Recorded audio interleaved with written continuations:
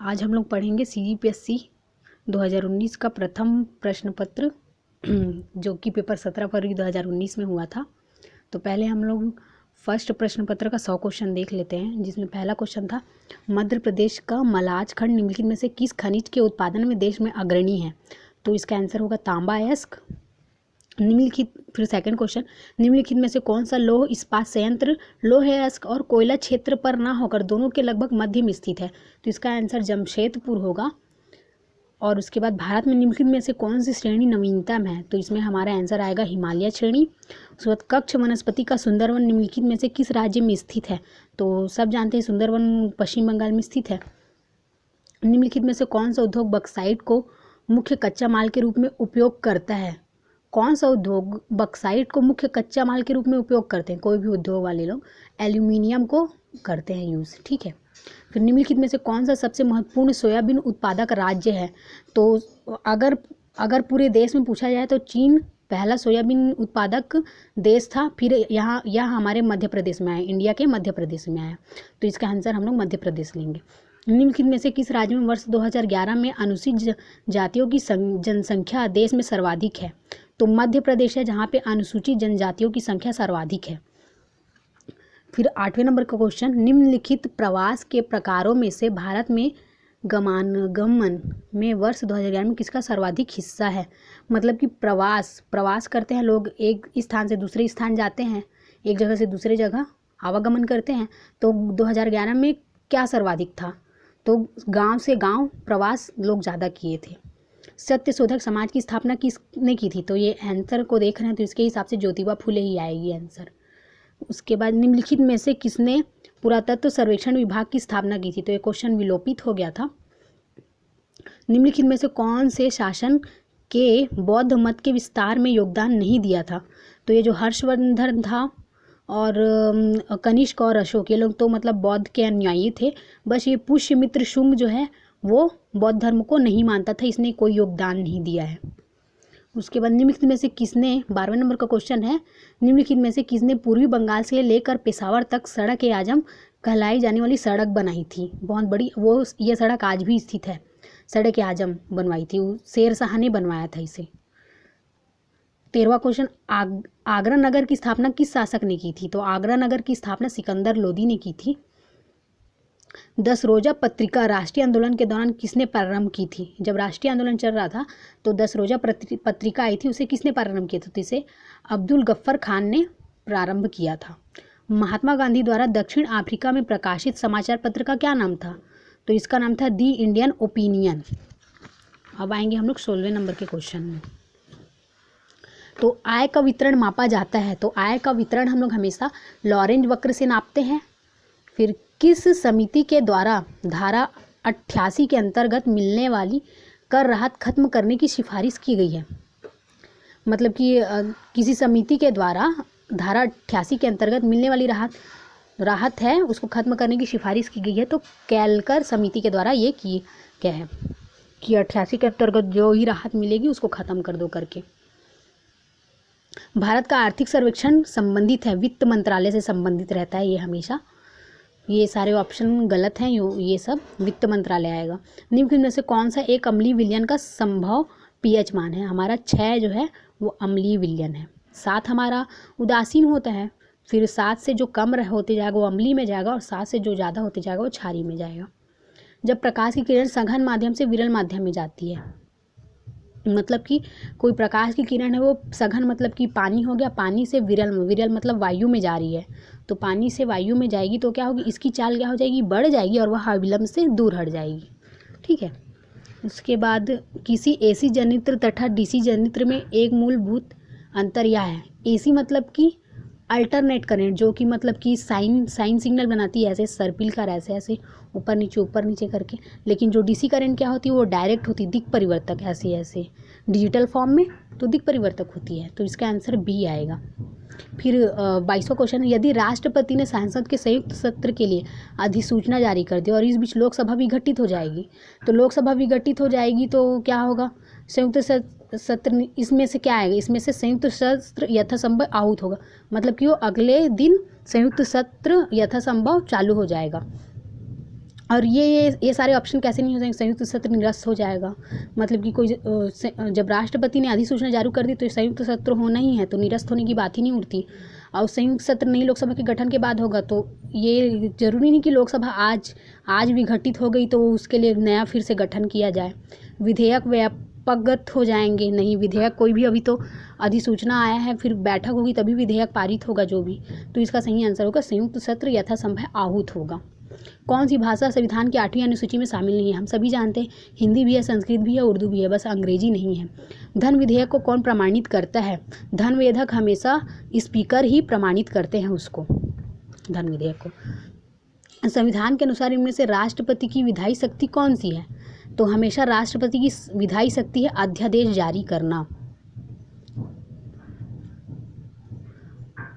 ये सारे तो उनके कॉमन, संसद का 17 हाउस, संसद का 17 आसन, सदन की बैठक, ये तो इनके आम शक्तियां हैं, लेकिन विधायी शक्ति में अध्यादेश जारी करना होता है। संविधान के अनुच्छेद 26 में धार्मिक कार्यों के प्रबंध की स्वतंत्रता पर क्या प्रतिबंध लगाया गया है? संविधान का अनुच्छेद 26 जो है उसमें धार्मिक कार्य की प्रबंध की स्वतंत्रता पर, धार्मिक कार्यों के जो प्रबंध करते हैं हम लोग, उसमें क्या प्रतिबंध लगाए हैं? तो उसमें प्रतिबंध लगाए हैं, डी आंसर आएगा, पहला, चौथा, पांचवा, जिसमें कि लोक व्यवस्था, और चौथा सदाचार और स्वास्थ्य। मतलब ये तीनों को देख के हम लोग को करना है। जैसे कि दीपावली में ज़्यादा फटाखा फोड़ते हैं तो स्वास्थ्य खराब हो जाता है, लोक व्यवस्था भी थोड़ी क्षीण हो जाती है, तो ये सब देख के हम लोग को करना है। उसके बाद आता है संविधान के किस अनुच्छेद में वयस्क मताधिकार को मान्यता दी गई है? मतलब 18 साल के लोग भी मतलब वोट दे सकते हैं। वयस्क मताधिकार अनुच्छेद 326 में दिया गया है, इसका आंसर सी होगा। संविधान के किस अनुच्छेद में कानून का समान संरक्षण प्रावधानित है? मतलब कानून, सभी के लिए कानून समान है, उसका संरक्षण, कानून का समान संरक्षण किस में है, कौन से अनुच्छेद में है? तो अनुच्छेद 14 में है। सितंबर 2018 में मालदीव के राष्ट्रपति के पद का चुनाव किसने जीता था? तो 2018 में मालदीव के राष्ट्रपति का पद इब्राहिम मोहम्मद सोलिह ने जीता था। कौन से देश ने सैफ सुजुकी कप 2018 फुटबॉल प्रतियोगिता जीत ली? मालदीव ने जीता था। ठीक है।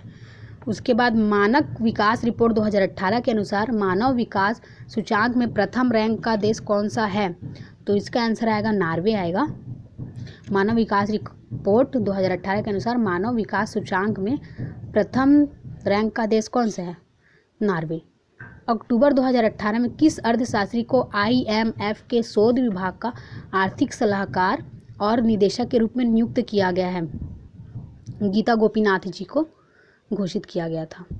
प्रधानमंत्री नरेंद्र मोदी द्वारा 15 सितंबर 2018 को पूरे देश में किस अभियान का शुभारंभ किया गया? तो इसका आंसर आएगा स्वच्छता ही सेवा है। इसको उन्होंने 15 सितंबर 2018 को इन्होंने इसे लागू किया, इसका अभियान का शुभारंभ किया। 2018 में भारोत्तोलन के लिए राजीव गांधी खेल रत्न पुरस्कार किसे प्रदान किया गया है? एस मीराबाई चानू को राजीव गांधी खेल रत्न पुरस्कार दिया गया था 2018 में। कौन से राज्य में हलाम नोटिया जनजाति मुख्य रूप से पाए जाते हैं? तो इसका आंसर आएगा त्रिपुरा। हलाम नोटिया जनजाति छत्तीसगढ़ में तो बिल्कुल पाया नहीं जाता और हम लोगों ने पढ़ा भी नहीं इसको। भारत में जैव विविधता अधिनियम किस वर्ष पारित हुआ था? भारत में यह जैव विविधता अधिनियम 2002 में पारित हुआ था। हिमाचल प्रदेश के उच्च न्यायालय के मुख्य न्यायाधीश कौन है? तो सूर्यकांत जी हैं, हिमाचल प्रदेश के उच्च न्यायालय के मुख्य न्यायाधीश। 2017 में वरिष्ठ नागरिकों के लिए राष्ट्रीय वयोश्री योजना कौन से शहर में शुरू की गई थी? तो ये भी क्वेश्चन विलोपित हो गया था। भारत के द्वारा निर्मित हल्के लड़ाकू विमान का नाम है? तो हल्के लड़ाकू विमान तेजस है। निम्न से कौन सा एक सूक्ष्म जीव कीटनाशक है? तो इसमें ऑप्शन में देख लेते हैं, बैसिलस ब्रेविस, बैसिलस पोलीमिक्सा, बैसिलस सबटाइलिस। तो इसका आंसर होगा बैसिलस थ्यूरिजेंसिस। ए।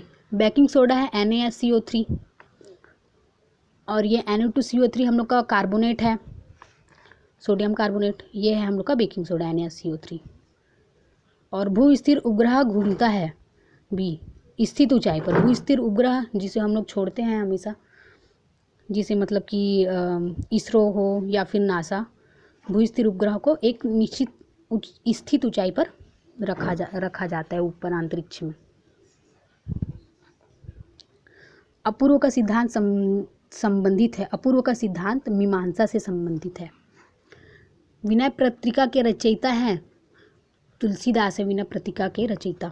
केवल प्रत्यक्ष प्रमाण को कौन स्वीकार करता है? चार्वाक है जो केवल प्रत्यक्ष प्रमाण को स्वीकार करता है। न्याय दर्शन का प्रवर्तक कौन था? न्याय दर्शन के प्रवर्तक गौतम जी थे। गौतम जी थे। सय्यदवाद संबंधित है। जैन धर्म से सय्यदवाद संबंधित है। निम्न में से कौन सा नवीनीकरण ऊर्जा का स्रोत है? बायोमास। क्योंकि कोयला, पेट्रोलियम, मिट्टी का तेल, ये सब तो हमारे जीवाश्म ईंधन हो जाते हैं, जो जीवाश्म ईंधन है, जो कि मतलब कि ख़त्म हो जाते हैं और इन्हें बनने में भी लाखों साल के समय लगते हैं। लेकिन बायोमास क्या है? हमारा नवीकरणीय स्रोत है, नवीकरणीय ऊर्जा का स्रोत है, जो कि कभी ख़त्म नहीं होगा। भारतीय सुदूर संवेदन संस्थान स्थित है, तो इसका आंसर है देहरादून। भारतीय सुदूर संवेदन संस्थान। अंतर्राष्ट्रीय योगा दिवस कब मनाया जाता है? 21 जून को मनाते हैं हम लोग अंतर्राष्ट्रीय योगा दिवस। निम्नलिखित में से रायपुर जिला नहीं है, तो सर्वाधिक स्त्री पुरुष अनुपात वाला जिला नहीं है रायपुर। बाकी यहाँ पे सर्वाधिक ग्रामीण जनसंख्या वाला जिला आता है, सर्वाधिक पुरुष जनसंख्या वाला जिला आता है, सर्वाधिक जनसंख्या वाला जिला आता है। बस यहाँ पे क्या नहीं है? सर्वाधिक स्त्री पुरुष अनुपात वाला जिला नहीं है। सीता बैगरा की गुफा में निर्मित नाट्यशाला स्थित है रामगढ़ की गुफा में। सीता बैगरा की गुफा में निर्मित नाट्यशाला स्थित है रामगढ़ में। श्री लक्ष्मण देवराय द्वारा निर्मित कराया गया है। भोरमदेव लक्ष्मण, श्री लक्ष्मण देवराय द्वारा निर्मित कराया गया है। अलबामा हिल स्थित है, तो ये भी प्रश्न विलोपित हो गया था। और मई माह में उष्ण कटिबंधीय चक्रवात का क्या कारण है? ये भी प्रश्न विलोपित हो गया था। ठाकुर जगमोहन सिंह की रचना कौन सी है? तो श्यामा स्वप्न है ठाकुर जगमोहन सिंह की रचना। अक्कुम एवं तोड़ी किस प्रकार के वाद हैं? ये सुशीर वाद यंत्र है। कक्सार किस जनजाति का नृत्य है? मुरिया। छत्तीसगढ़ परिचय पुस्तक के लेखक कौन है? परिचय पुस्तक के लेखक कौन है? तो बलदेव प्रसाद मिश्र जी हैं। बाबू रेवाराम कहाँ के निवासी थे? बाबू रेवाराम रतनपुर के निवासी हैं। छत्तीसगढ़ में मराठा शासनकाल में लिखित व्यक्ति सूबेदार के रूप में पदस्थ हुए। पहले महिपतराव दिनकर जी हुए थे, फिर बीकाजी गोपाल हुए। नहीं, फिर से। छत्तीसगढ़ में मराठा शासनकाल में निम्नलिखित व्यक्ति सूबेदार के रूप में पदस्थ हुए। तो पहले महिपतराव दिनकर जी हुए थे, फिर विट्ठल दिनकर जी हुए थे, फिर केशव गोविंद हुए थे, फिर बीकाजी गोपाल हुए थे। उसके बाद सुमेलित कीजिए घटनाएं एवं वर्ष। तो इसमें हम लोग का जैसे कि सबसे पहले क्या हुआ था? रुद्री नहर का निर्माण कराए थे हम लोग। फिर रायपुर में छत्तीसगढ़ महाविद्यालय प्रारंभ हुआ था। फिर छत्तीसगढ़ रेलवे का बंगाल नागपुर रेलवे में विलय हुआ था। फिर चौथा, रायपुर में सेंट पॉल स्कूल की स्थापना हुई थी। तो इनमें सबसे पहला कम क्या? पहले रुद्री नहर बनेगा, फिर महाविद्यालय बनेगा।